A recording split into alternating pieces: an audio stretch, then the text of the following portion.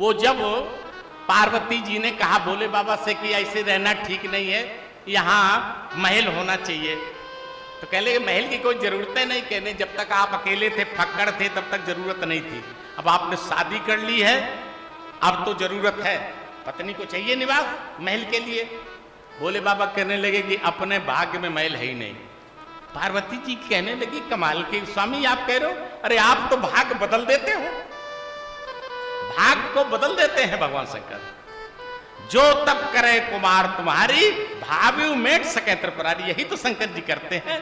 और आप खुद कह रहे हो हमारे भाग्य में नहीं। कह रहे हाँ देवी हम अपना देख लिया, हमारे भाग्य में नहीं।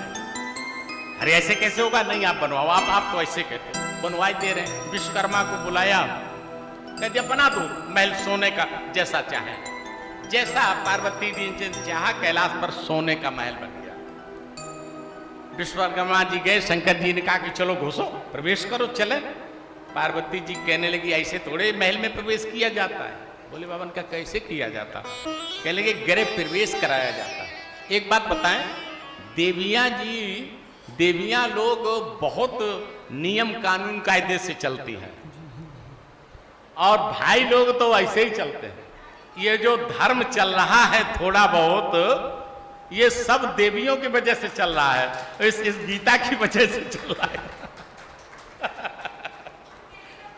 तो ऐसे तो नहीं घुसेंगे, पंडित को बुलाओ और सुनो, विश्व में सबसे बड़ा जो विद्वान हो उसको बुलाना। तो शंकर जी कहने लगे फिर तो अपना चेला है, बुला लेते। कौन चेला? रावण। हाँ बुलाओ, इससे बढ़िया क्या। रावण को बुलाया गया। माता जी ने कहा कि भैया रावण जी गृह प्रवेश हमारा करवा दो विद्वत, हम और भोलेनाथ गृह प्रवेश करें। हाँ माता जी कराते। रावण जैसा विद्वान गृह प्रवेश हुआ। गृह प्रवेश के बाद कहा रावण से शंकर जी ने, जाओ चेला अपने घर लंका। पार्वती जी कहने लगे ऐसे कैसे चला जाएगा? अरे भले ही चेला है लेकिन आज तो आचार्य है, आज तो इसको दक्षिणा देनी पड़ेगी, ऐसे कैसे चला जाएगा? देखो ये देवियों की बात होती। शंकर जी ने कहा तो जाओ चेला, जानते थे क्या होना है।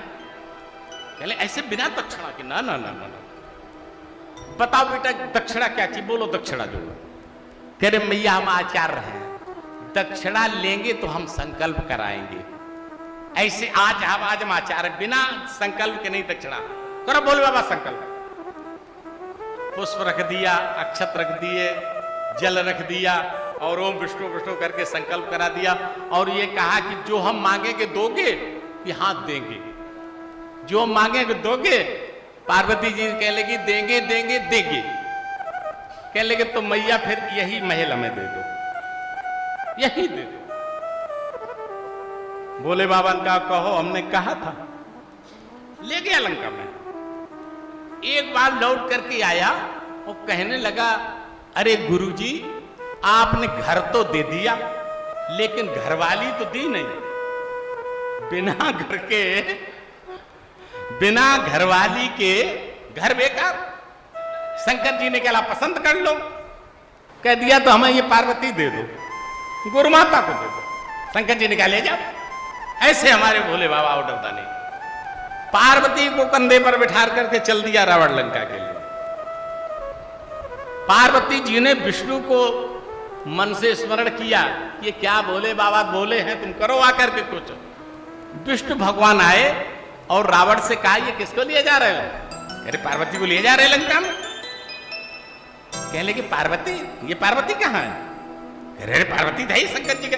पार्वती नहीं है, शंकर जी अपनी पार्वती को पाताल लोक में मैदानों के यहाँ छिपा के रखते हैं। ये पार्वती नहीं है। कहते पहचान क्या? पहचान ये है कि पार्वती जी के शरीर से सदैव कमल की पुष्पों की खुशबू आती रही। वहां मंदोदरी को देखा मंदोदरी। कहले ये है पार्वती, इसको लाओ हम ले जाएं। मैदानों कहने लगा पार्वती नहीं, ये हमारी कन्या मंदोदरी की चाय जो हो, अब हम तो इसी से ब्याह करेंगे। लो मंदोदरी को लेकर के ले आया। ऐसे ऐसे ऐसे हमारे भोले बाबा ऐसे